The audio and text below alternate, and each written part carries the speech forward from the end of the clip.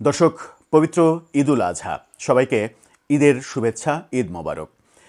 ঈদটা আমাদের মাঝে বারবার ফিরে আসে এবং ঈদটাকে আমরা উৎসব হিসেবে পালন করি, কিন্তু সেই উৎসবটা সবার জন্য সমানভাবে আসে কিনা সেই প্রশ্ন থেকেই যায়। উৎসবটা আমরা যারা পালন করি তারা প্রতিবেশীটাও আমার ঠিকঠাকভাবে উৎসব করতে পারে কিনা সেটা ভুলে যাই, মনে রাখি না অনেক সময়। উৎসবটা সবার ঘরে, বাংলাদেশে এই মুহূর্তে সবার ঘরে বিরাজ করছে কিনা, করবে কিনা, সবাই উৎসব করতে পারবে কিনা সেই প্রশ্নটাও এসেছে এবারের ঈদে। চলুন, ঈদ এবং ঈদের উৎসব ঠিক কতটা কার জন্য প্রযোজ্য, আমাদের এই উৎসবটা আমরা সবার সঙ্গে ভাগাভাগি করতে পারি কিনা, কিংবা ঈদের চাঁদ সত্যি সত্যি সব আকাশে ওঠে কিনা সেটা নিয়ে একটু কথা বলে আমরা ঈদটাকে বরণ করার ব্যবস্থা করার চেষ্টা করি। থাকবেন পলিটিক্স টিভির নিয়মিত আয়োজনে।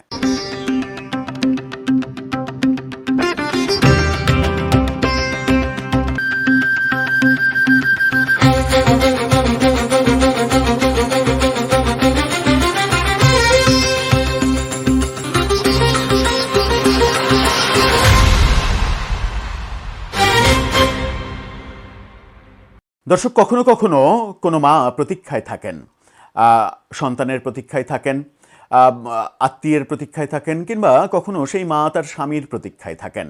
প্রতীক্ষাটা অনেকটা এরকম হয়। এই ছবিটা দেখে নিন। এই মাকে দেখে আমরা কিভাবে এই প্রতীক্ষার সংজ্ঞা নির্ধারণ করব।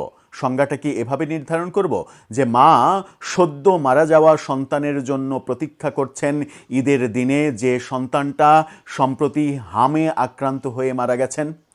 এরকম অন্তত প্রায় 600 মা আছেন এই সমাজে, এই মুহূর্তে বাংলাদেশে, যারা এমনকি আজকে ঈদের দিনেও অনেক শিশুর মৃত্যু হচ্ছে, হবে, গতকালকেও অনেক শিশুর মৃত্যু হয়েছে।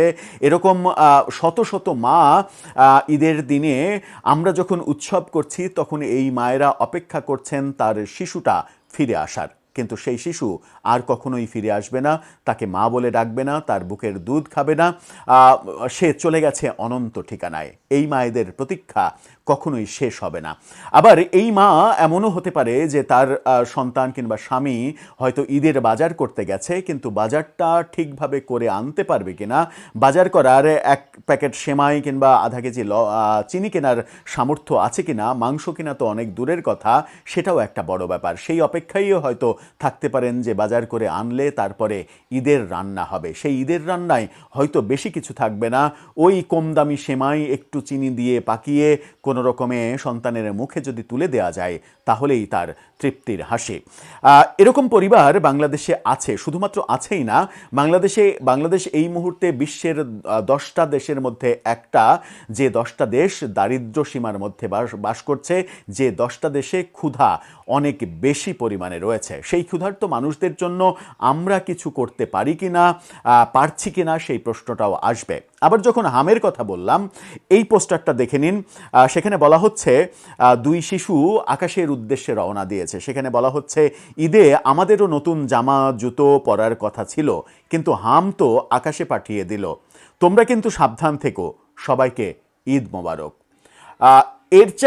এর চাইতে টাচি ব্যাপার আর হতে পারে না। যে শিশুরা অনন্ত লোকে চলে গেছেন, সেই শিশুরা এই ধরাধামে থাকা শিশুদেরকে বলছে তোমরা সাবধানে থেকো, তোমাদেরকে ঈদ মোবারক জানায়।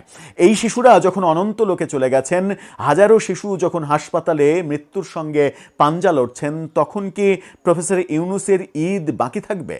প্রফেসর ইউনূস কি পাঞ্জাবি পরবেন না? প্রফেসর ইউনূস কি দামি দামি খাবার খাবেন না?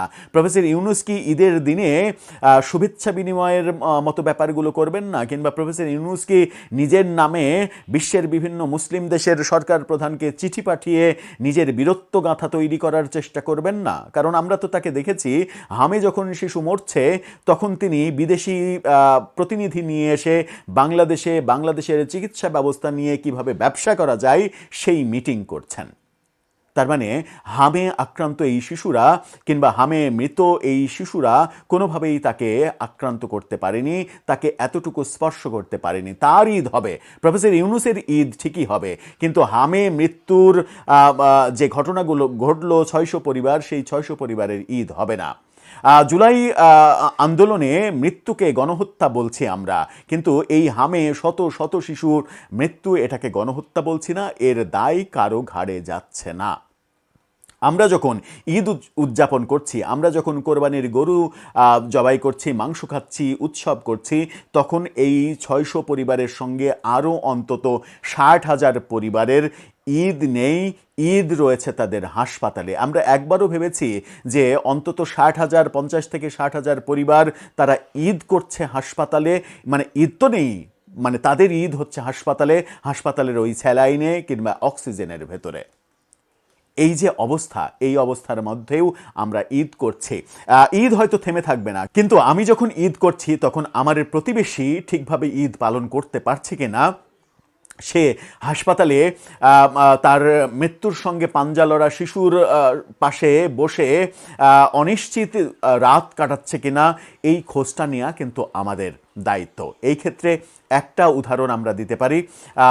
আমাদের আমাদের একটা চেনা প্ল্যাটফর্ম রয়েছে, ফুড ফর অল, যারা এই ঈদে এত দুর্যোগ, এত কিছুর মাঝেও এই যে যাদের ঈদ উৎসব হিসেবে আসে না, তাদের জন্য অন্তত 200 পরিবারের মুখে হাসি ফোটানোর যে চেষ্টা তারা করেছে, প্রতিনিয়ত ক্ষুধার্ত মানুষকে যারা খাবার দিচ্ছে, শুধু তারা না, বাংলাদেশে এবং বিশ্বে যারা এই কাজগুলো করছে, বাংলাদেশে বিভিন্ন ফাউন্ডেশন রয়েছে, 1 টাকার খাবারের উদ্যোগ রয়েছে বাংলাদেশে, যে 1 টাকা দিলে খাবার পাওয়া যায়, ভালো কাজ করলে খাবার পাওয়া যায়। এই উদ্যোগগুলো, এই কর্মকাণ্ডগুলো যারা করছে, তাদের কাছ থেকে প্রফেসর ইউনূসদের অনেক কিছু শেখার আছে, যে কিভাবে মানবিক হতে হয়, কিভাবে শত শত শিশু মারা যাওয়ার পরে তাদের জীবনের কথা চিন্তা করে, তাদের পরিবারের কথা চিন্তা করে অন্তত এতটুকু হলেও বিচলিত হতে হয়। তবুও ঈদ এসেছে, ঈদ আমাদের জীবনে উৎসব বয়ে আনুক, উৎসবটা আমরা যেন ভাগাভাগি করে নিতে পারি, সবার ঈদ আনন্দের হোক, সবার ঈদ আমরা 5 জন মিলে অন্তত একজন মানুষের ঈদ আনন্দের করে দিই, সেই প্রত্যাশা আমাদের রইল। সবাইকে আবারও ঈদ মোবারক।